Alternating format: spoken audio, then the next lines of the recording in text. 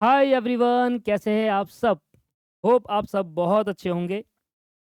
हमने previous lecture के अंदर मटेरियल कॉस्ट स्टार्ट किया था और आज हम स्टार्ट करने जा रहे हैं आगे फर्दर कंसेप्ट।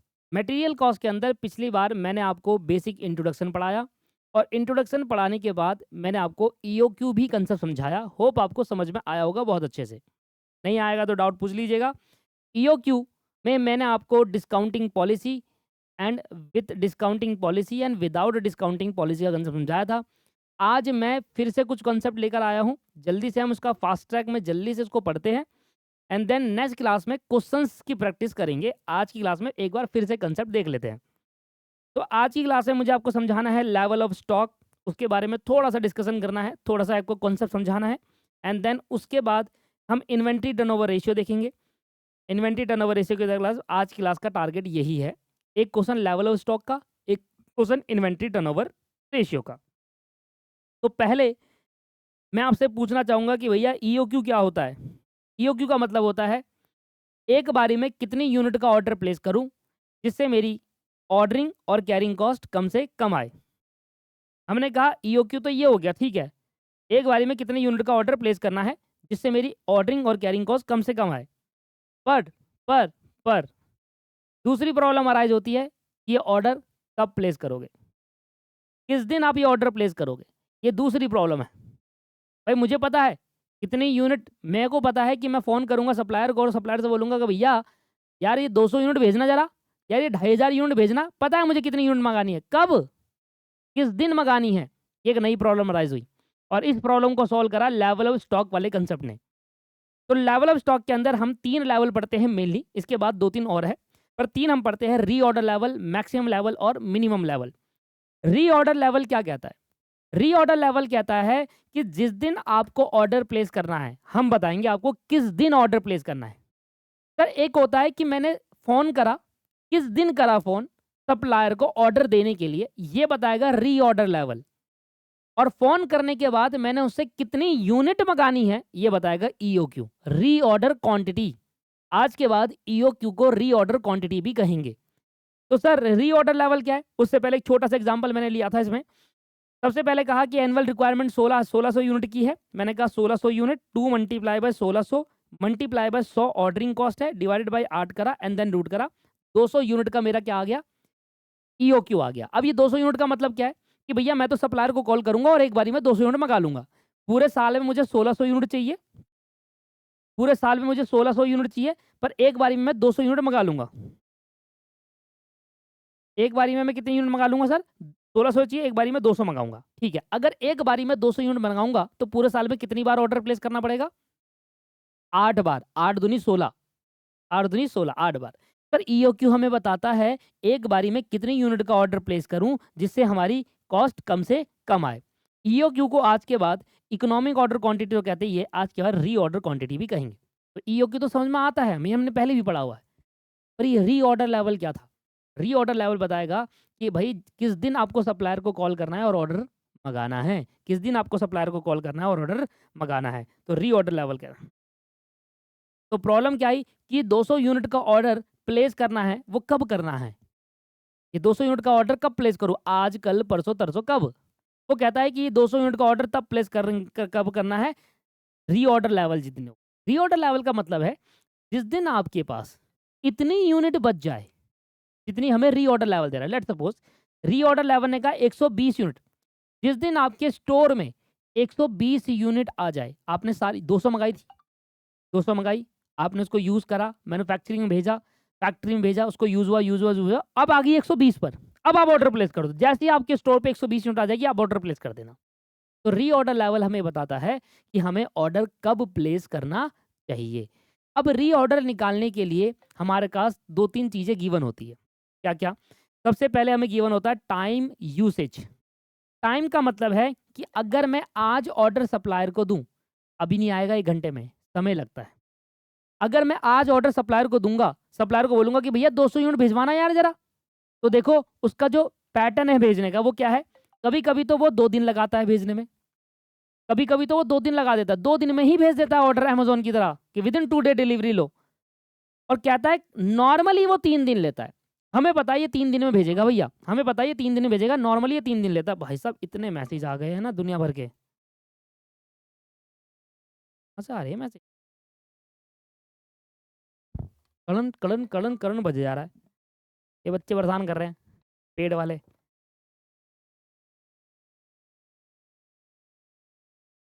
मैं करता हूँ इसको साइलेंट। ठीक है, अब साइलेंट कर दिया, अब थोड़ी देर बाद डिस्कशन करूँगा इनका। ऐसे होता है डिस्टर्बेंस, जब बच्चे मैसेज कर देते हैं ना तो क्या करें? हमारे लिए वो भी बहुत प्रायोरिटी है, उनको भी हमें रिप्लाई करना पड़ता है। तो कहानी में ये कह रहा था कि अगर मैं आज सप्लायर को फ़ोन करूँगा ना, अगर मैं आज सप्लायर को फ़ोन करूँगा तो सप्लायर का पैटर्न क्या है भेजने में? कभी वो 2 दिन लगाता है, कभी वो 3 दिन लगाता है और ज़्यादा से ज़्यादा वो 4 दिन में भेज ही देता है। तो इस बात को भी ध्यान रखना है कि ऐसा नहीं है कि आपके पास जैसे मान लो आपके पास 10 यूनिट बची है और आपने आज सप्लायर को फ़ोन करा कि यार यार मेरे पे 10 यूनिट भेजा, जल्दी भेज, जल्दी भेज, जल्दी भेज। वो कह रहा है भैया देखो नॉर्मली तो 3 दिन लगेगा ही लगेगा, अगर मैं जल्दी भेजूँगा तो बस 2 दिन, इससे जल्दी नहीं भेज सकता मैं। तो इसका मतलब टाइम का मतलब क्या है कि भाई मिनिमम से मिनिमम जल्दी भेजना होगा ना तो 2 दिन में भेजूँगा। नॉर्मली मैं 3 दिन में ही भेजता हूँ। अगर आपको बहुत जल्दी चाहिए, बहुत अर्जेंट है, तब भी 2 दिन लगेंगे। 1 दिन तो सामान पैक करने में और 1 दिन आने में।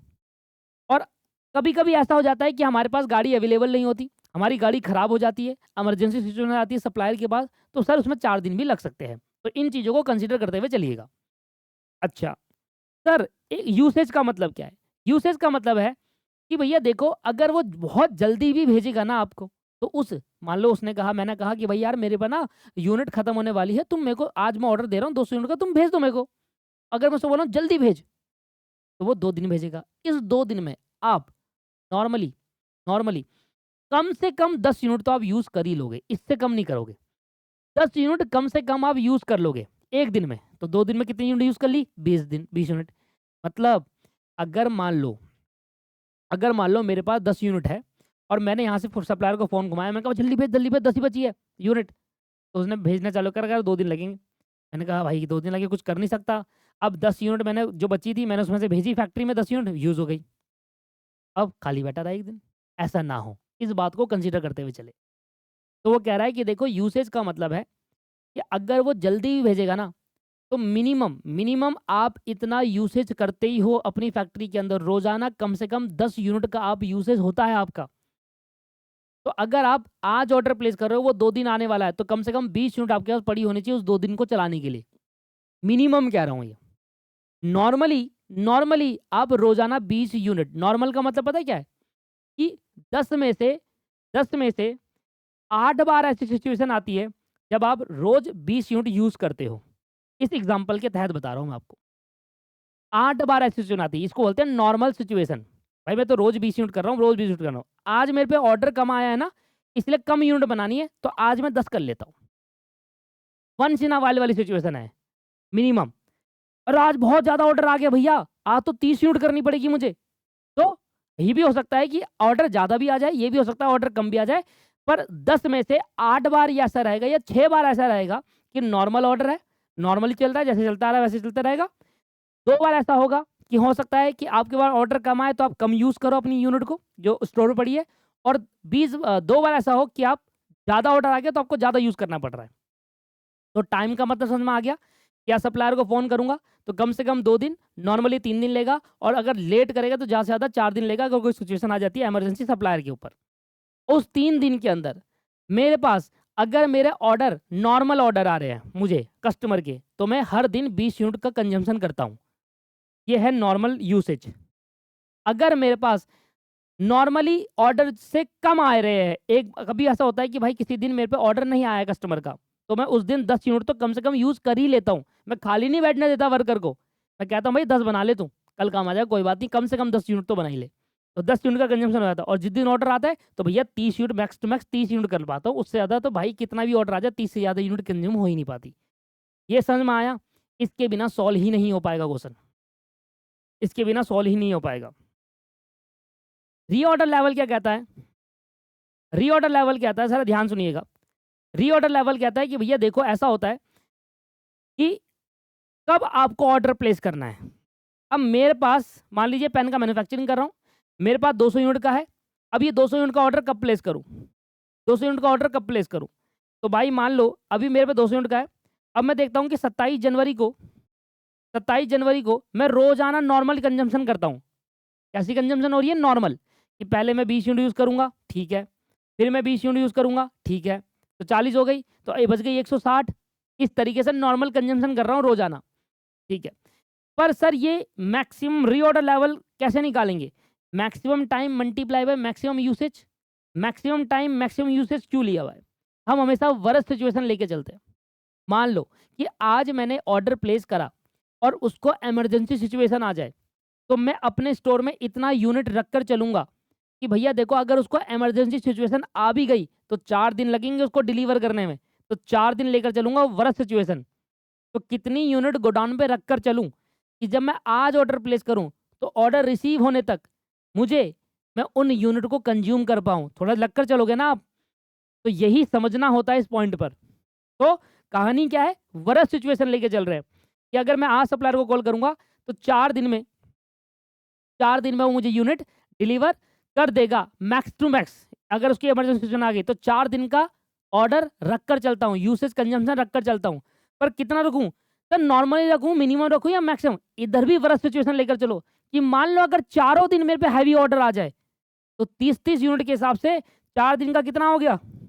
120 यूनिट। मतलब कम से कम जिस दिन आप गोडाउन पे बैठे हो, जिस दिन आपकी गोडाउन पे 120 यूनिट पड़ी हो, सुनना आप ध्यान से, जिस दिन आपकी गोडाउन पे 120 यूनिट पड़ी है, उस दिन आप ऑर्डर प्लेस करोगे ईओक्यू वाला 200 यूनिट का।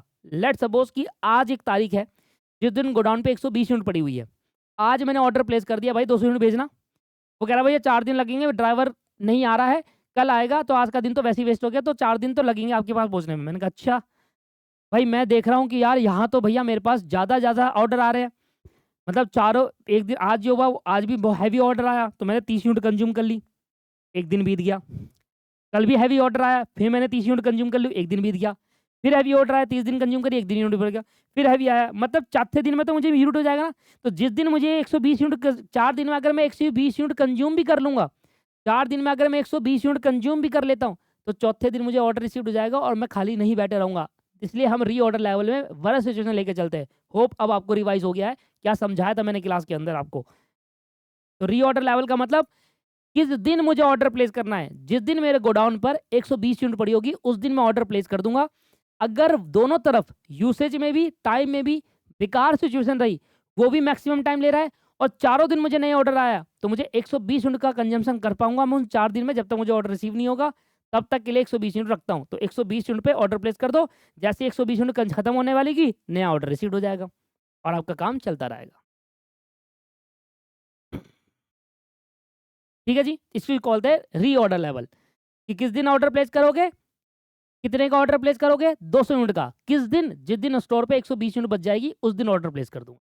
अगली प्रॉब्लम आई और प्रॉब्लम ये आई कि भैया देखो, जिस दिन आपके गोडाउन पर जिस दिन आपके गोडाउन पर ऑर्डर आएगा, आपने 4 दिन लेकर चले थे वर्स्ट सिचुएशन, मान लो दूसरे दिन में आ जाए, तो मान लो उसने नया ड्राइवर हायर कर दिया और 2 दिन के अंदर आपको भेज दिया, तो अब आपके पास कोई कैपेसिटी है? 120 यूनिट वो पड़ी हुई है, 200 और आएगी, कहाँ रखोगे इतनी सारा गोडाउन में? तो कहता है भैया कम से कम कितनी कैपेसिटी हमें स्टोर करनी पड़ेगी, that's called minimum level.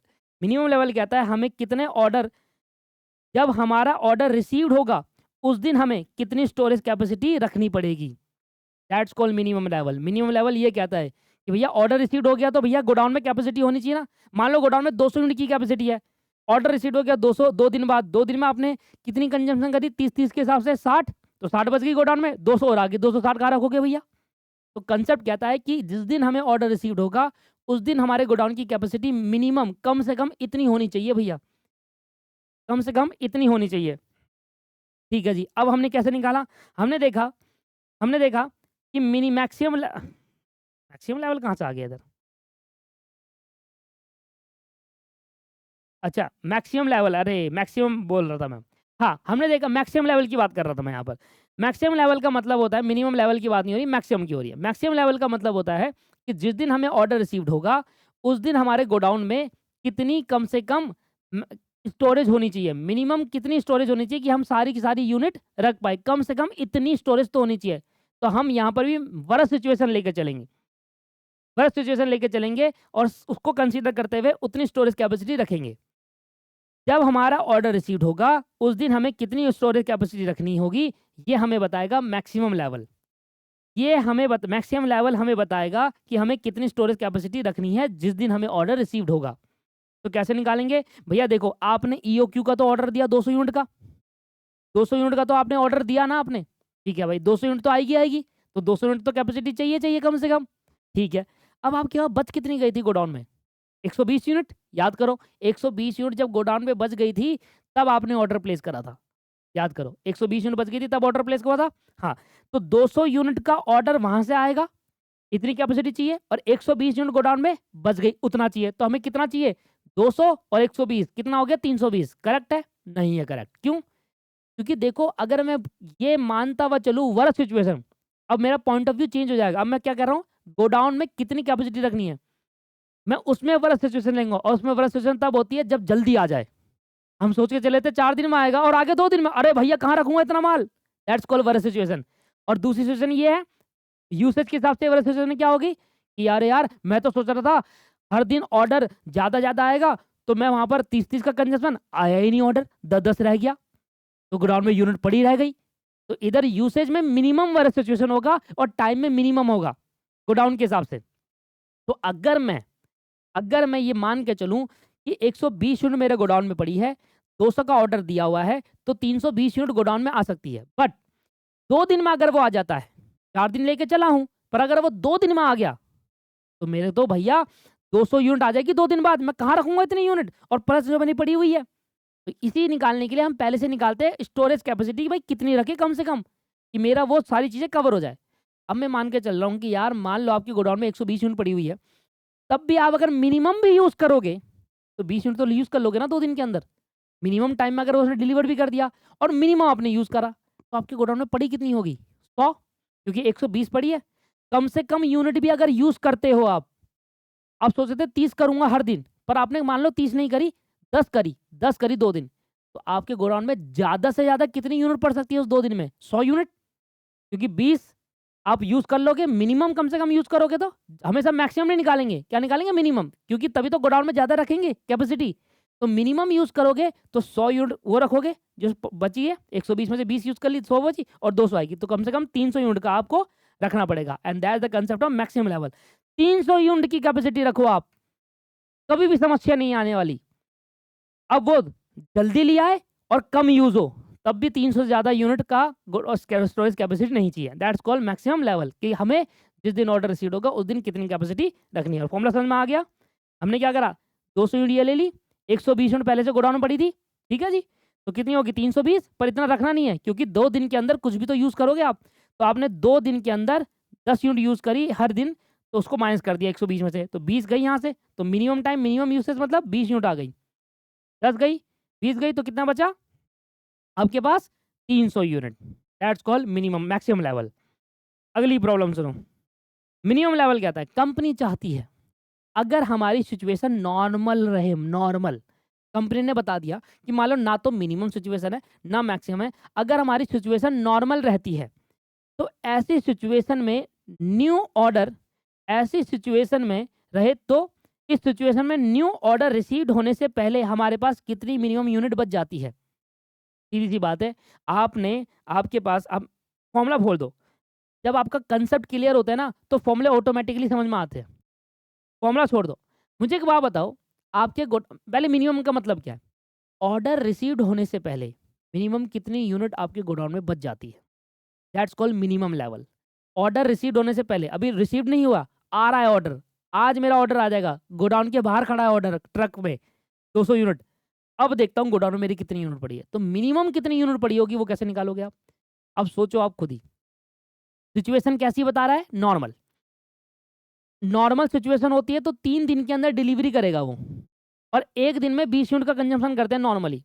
120 unit आपके पास पड़ी हुई है, नॉर्मल सिचुएशन है तीनों दिन, 3 दिन में वो डिलीवर करेगा। नॉर्मल सिचुएशन यही होता है ना कि 3 दिन में वो डिलीवर करेगा 200 यूनिट, और 3 दिन में मैं हर दिन 20-20 यूनिट यूज़ करूंगा, तो कितना हो जाएगा? 3 दिन में 60 यूनिट। इसका मतलब जिस दिन मुझे ऑर्डर रिसीव्ड होगा दोस्तों, उस दिन मेरे गोडाउन में 60 यूनिट पड़ी होगी। कैसे निकाला आपने ये 60 unit?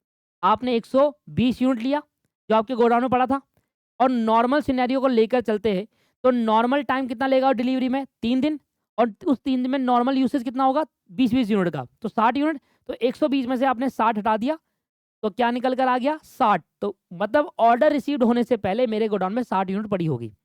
That's called minimum level.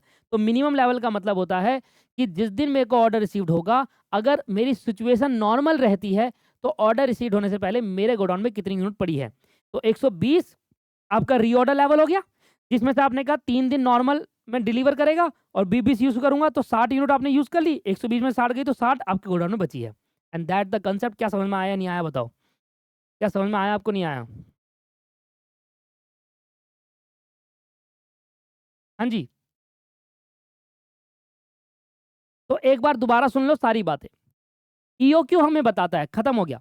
EOQ हमें बताता है कितनी यूनिट का ऑर्डर प्लेस करना है। रीऑर्डर लेवल हमें बताता है कि किस दिन आप ऑर्डर दोगे। जिस दिन आपके गोडाउन में इतनी यूनिट बच जाए, उस दिन आपको ऑर्डर प्लेस करना है।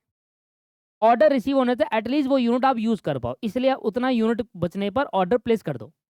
मैक्सिमम लेवल हमें बताता है कि अगर मान लो मेरा ऑर्डर आ जाए और मेरे गोडाउन पे भी यूनिट पड़ी हो, तो कितनी स्टोरेज कैपेसिटी रखूँ भैया मैं, जो मेरी यूनिट रिसीव्ड होने के बाद और जो गोडाउन में बची है वो सारी स्टोर कर पाऊँ।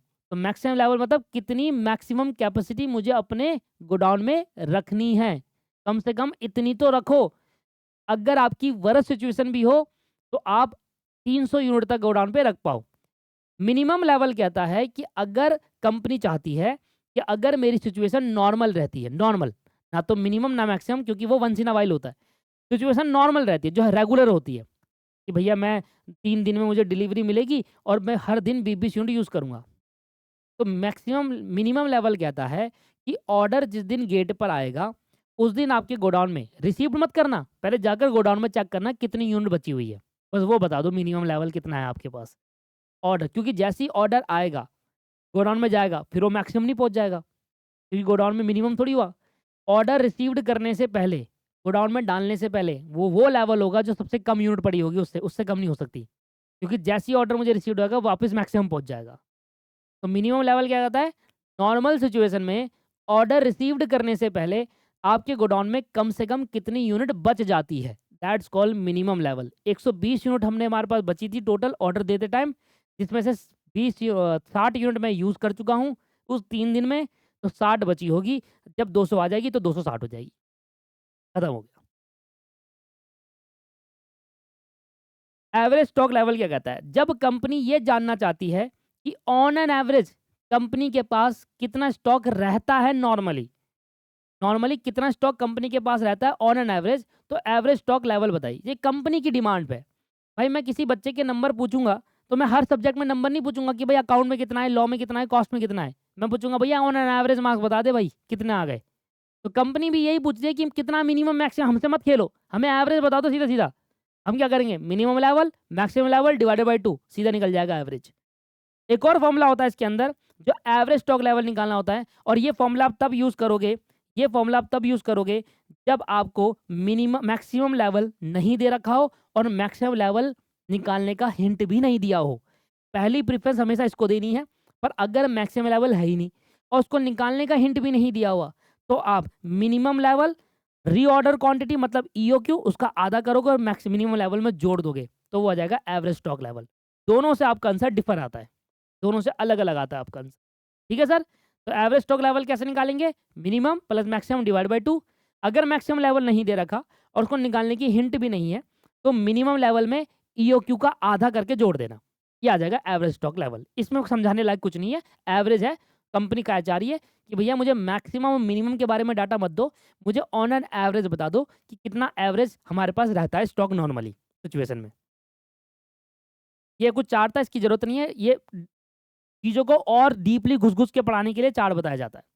हाँ, एक चीज़ इस चार्ट में ज़रूर बताऊँगा, एक टाइम ऐसा आ जाता है जब आपका जो लेवल है, मिनिमम लेवल, जहाँ पर सबसे कम यूनिट है, उसको भी आप यूज़ कर लेते हो। तो एक आता है फिर डेंजर लेवल। डेंजर लेवल वो सिचुएशन होती है, जब आप मिनिमम लेवल से भी नीचे आ गए। मतलब मेरे गोडाउन में 60 यूनिट पड़ी थी ऑर्डर रिसीव होने से पहले, पता चला यार ऑर्डर आज आने वाला था, आया नहीं, किसी वजह से कुछ हो गया, सिचुएशन होगी ऑर्डर नहीं आ पाया। अब भैया आज क्या करूँगा, गोडाउन में 60 पड़ी है, यूज़ करो फिर से 20। तो मतलब जब आप मिनिमम लेवल से भी नीचे आ जाते हो, अब आपके 20 यूज़ कर ली उस दिन, अगले दिन आएगा, इस दिन 20 करो तो अब 40 पे आ गए। मतलब अब ये डेंजर सिचुएशन आ गई, सही है?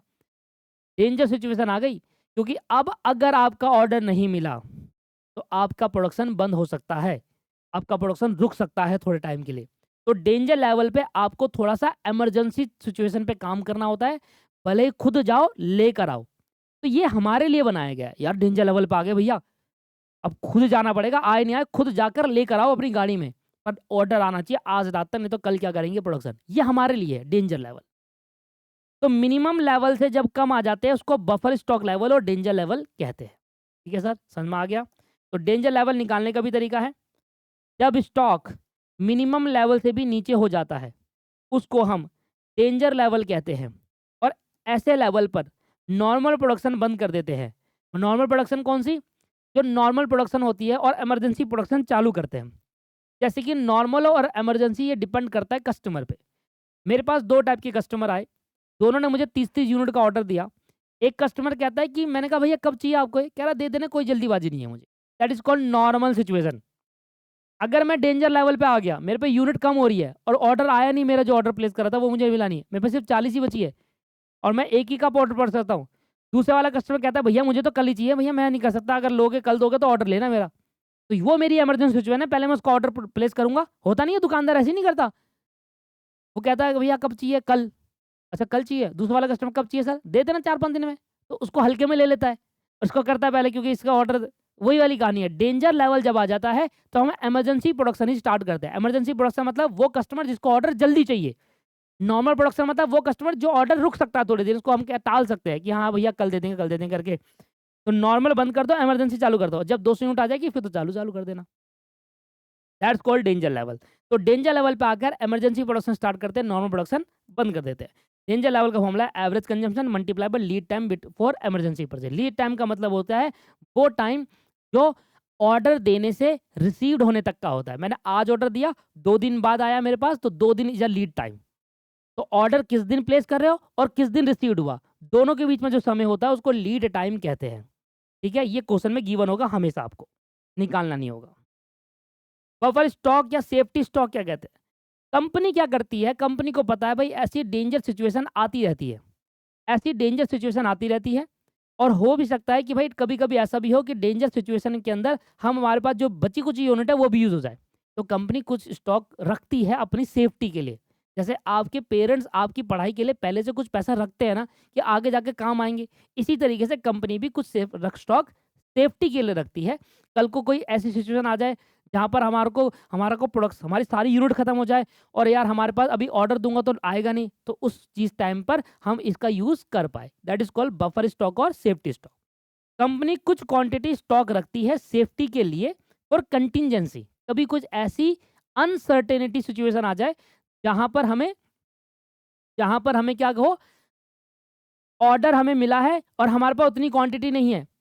हमने अपने गए और क्वांटिटी मतलब सेफ्टी वाले स्टॉक से, बफर स्टॉक से निकाल लिया कि भैया तेरे को बाद में पूरा कर देंगे, अभी के लिए तो यूज़ दे दे हमें, आगे हमारे को प्रोडक्शन करनी है और उसको डिमांड पूरी करनी है।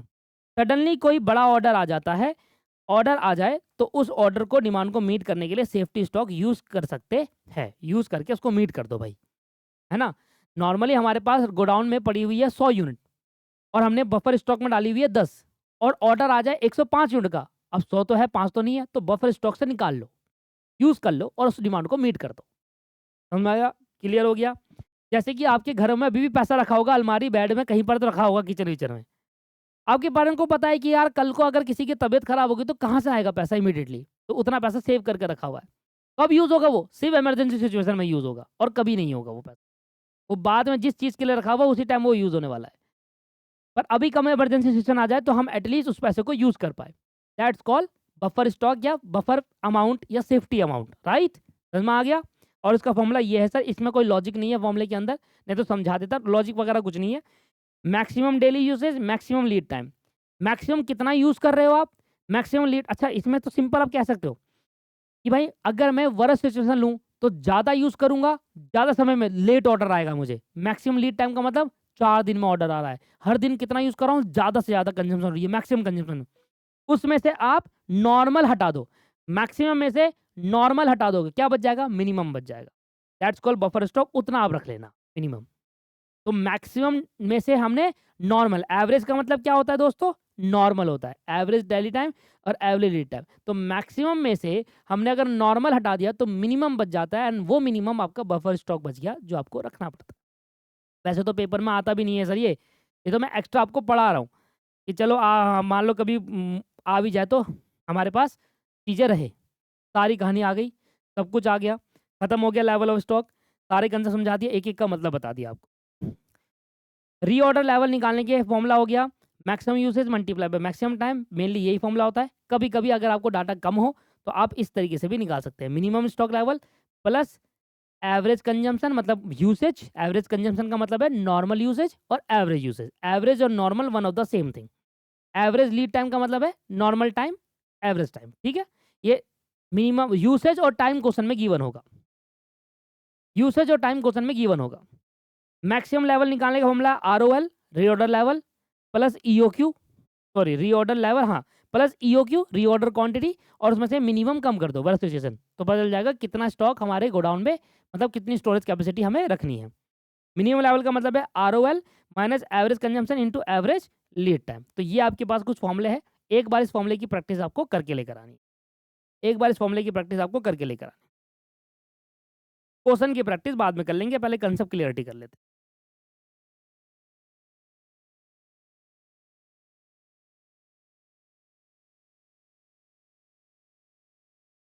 छोटा टॉपिक सा और बचा हुआ, इसको और खत्म करा देता हूँ, फिर नेक्स्ट क्लास में कंसेप्ट जो हमने करे हैं जितने भी EOQ, reorder, level stock, inventory turnover ratio, उसके क्वेश्चंस की प्रैक्टिस कर लेंगे next class.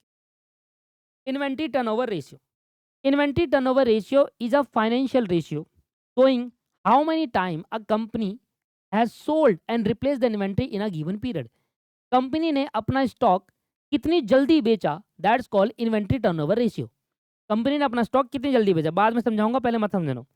Inventory turnover ratio का मतलब, ये क्लास के नोट्स हैं, हम अपनी पेड क्लास के अंदर इसी तरीके के नोट्स मेंटेन करवाते हैं स्टूडेंट को, वो मैं करता हूँ और साथ में स्टूडेंट भी करता है। इन्वेंट्री टर्नओवर रेशियो का मतलब होता है कि कंपनी अपनी इन्वेंट्री स्टॉक को कितनी जल्दी सेल कर देती है। अगर इन्वेंट्री टर्नओवर रेशियो ज़्यादा है तो मतलब कंपनी का, अगर इन्वेंट्री टर्नओवर रेशियो ज़्यादा है इसका मतलब कंपनी अपनी इन्वेंट्री स्टॉक को बहुत जल्दी बेच देती है। और अगर इन्वेंट्री टर्नओवर रेशियो कम है तो कंपनी अपने इन्वेंट्री को जल्दी सोल्ड नहीं कर पाती। तो इन्वेंट्री टर्नओवर रेशियो का मतलब क्या है, हिंदी में बताओ। इन्वेंट्री टर्नओवर रेशियो का मतलब है कि कंपनी अपनी इन्वेंट्री, जो स्टॉक उसके पास है, जो उसने प्रोडक्शन करी है, वो कितना जल्दी बेच देती है। और अगर वो जल्दी बेच देती है तो इसका मतलब इन्वेंट्री टर्नओवर रेशियो ज़्यादा है। अगर इन्वेंट्री टर्नओवर रेशियो कम है तो वो जल्दी अपना स्टॉक बेच नहीं पाती है। इसमें मैंने एक एग्जाम्पल लिया था, बहुत प्यारा एग्जाम्पल है, जब भी मैं क्लास लेता हूँ, जब भी मैं पढ़ाता हूँ, यही वाला एग्जाम्पल लेता हूँ, इससे जल्दी कनेक्ट कर जाते हैं। आओ, मान लीजिए डी मार्ट, डी मार्ट तो जानते हो और बिग बाजार भी जानते हो आप, है ना? डी मार्ट और बिग बाजार को देख लेते हैं। अच्छा, इन्वेंट्री टर्नओवर का फॉर्मूला तो देख लो एक बार। इन्वेंट्री टर्नओवर का फॉर्मूला सिंपल सा है, कॉस्ट ऑफ मटेरियल कंज्यूम या सीओजीएस, जो भी आपको नजर आएगा वो। कॉस्ट ऑफ मटेरियल कंज्यूम कैसे निकालते हो, opening stock plus purchase minus closing stock. अगर कोई डायरेक्ट एक्सपेंस है तो वो जोड़ देना, जैसे कैरीज इनवर्ड। तो opening stock plus purchase minus closing stock, ये आ जाएगा sir cost of material consume. अगर मान लो आपको क्वेश्चन में सीओजीएस दे रखा तो वो भी यूज कर सकते हो आप। कॉस्ट शीट आपको पढ़ाई है तो सीओजीएस निकालना आता है आपको, डिवाइडेड बाय एवरेज इन्वेंट्री। तो इन्वेंट्री टर्नओवर रेशियो निकालने का फॉर्मूला क्या है कि cost of material consume divided by average inventory, और इसका जो आंसर आएगा वो टाइम्स में आएगा। कैसा आएगा, टाइम्स में। एवरेज इन्वेंट्री कैसे निकालेंगे, opening inventory plus closing inventory divided by 2, average आ जाएगा। तो ओपनिंग स्टॉक और क्लोजिंग स्टॉक दिया होगा, दोनों को प्लस करो, डिवाइड बाय 2 करो, एवरेज इन्वेंट्री आ गया। आपको opening stock closing stock given है, साथ में परचेज भी गिवन हो, उन दोनों की हेल्प से कॉस्ट ऑफ मटेरियल कंज्यूम आ जाएगा, डिवाइड करेंगे टाइम्स में आ जाएगा कि इतने टाइम। अभी समझा रहा हूँ उसका लॉजिक, टाइम का मतलब क्या है।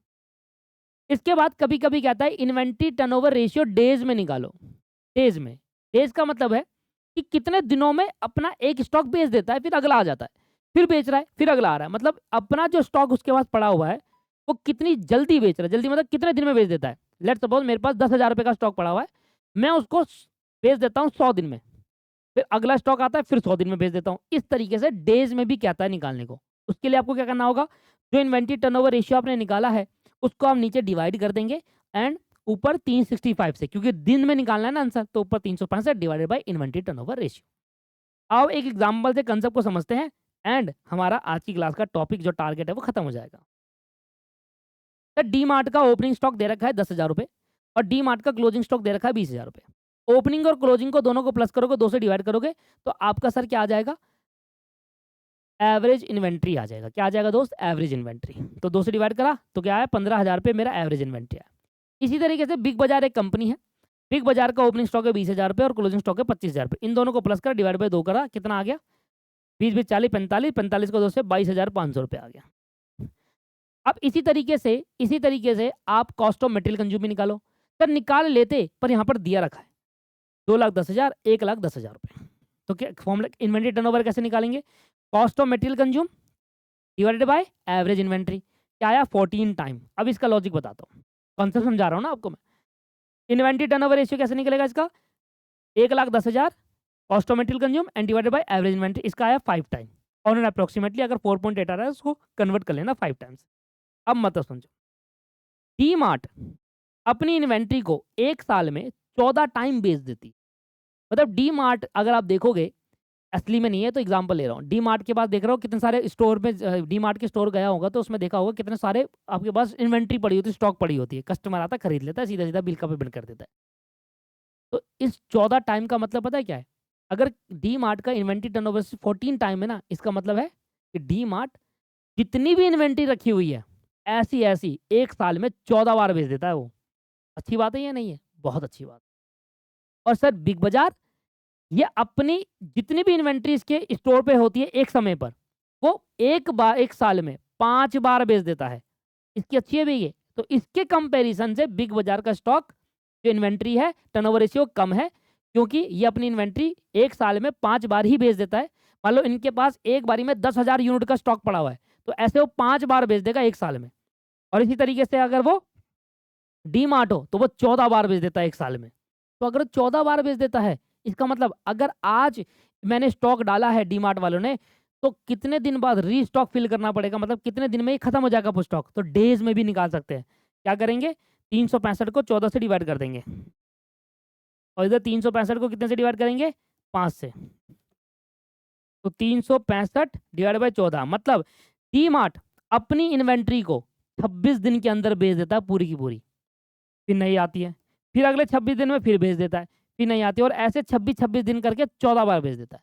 इसी तरीके से बिग बाजार अपनी इन्वेंट्री को 73 दिन में बेचता है। मतलब आज अगर इन्वेंट्री फुल होगी, स्टॉक होगा तो वो 73 दिन में जाकर पूरा बिकेगा।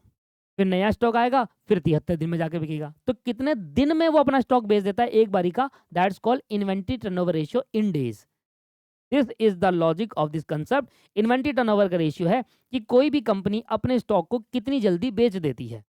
जितनी जल्दी बेचेगी उसका इन्वेंट्री टर्नओवर रेशियो उतना ज़्यादा होगा, जितना लेट बेच पाएगी उतना रेशियो कम हो जाएगा। टाइम्स में निकलता है तो टाइम्स का मतलब समझा आ गया, इतने बारी बेच देते हैं, 5 बार बेच देते हैं, 14 बार बेच देते हैं एक साल में। ये है सर टाइम का मतलब। ये मैंने निकाला भी है, देखो लिखा भी है, डी मार्ट अपनी इन्वेंट्री अपनी एक बारी की इन्वेंट्री को सेल करने में 36 दिन लगाती है, जबकि बिग बाजार अपनी एक बारी की इन्वेंट्री को सेल करने में 73 दिन लगाती है। और इस तरीके से कुछ क्वेश्चन की प्रैक्टिस वो तो हम कल कर लेंगे।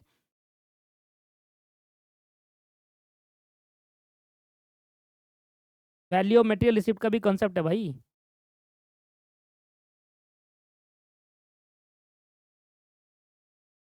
चलो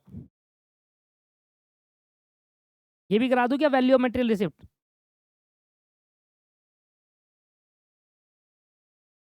चलो कल करा लेंगे, कल नेक्स्ट क्लास में कर लेंगे। नेक्स्ट क्लास में क्वेश्चन की प्रैक्टिस करके इसका भी एक बार इसको भी कर लेंगे। इसको करने के बाद पहले नेक्स्ट क्लास में पहले इसको पढ़ा दूंगा, वैल्यू ऑफ मटेरियल रिसिप्ट पढ़ा दूंगा नेक्स्ट क्लास में, एंड उसके बाद फिर क्वेश्चन की प्रैक्टिस कर लेंगे। ठीक है जी, चलो आज की क्लास में इतना ही हो गया, बहुत है। नेक्स्ट क्लास में हम value of material receipt and कुछ क्वेश्चन की प्रैक्टिस करेंगे, जैसे कि EOQ without discounting policy, EOQ with discounting policy, level of stock, inventory term. मैं एक क्वेश्चन डिस्काउंटिंग पॉलिसी का कराना है, एक विदाउट डिस्काउंटिंग पॉलिसी, एक लेवल स्टॉक का, एक इन्वेंट्री टर्नओवर रेशियो का और एक इसका। तब जाकर के कल की क्लास खत्म करेंगे, ठीक है ना, अगली क्लास। आज के लिए इतना ही करते हैं, नेक्स्ट क्लास में मिलते हैं। ठीक है जी, bye bye, take care, have a nice day.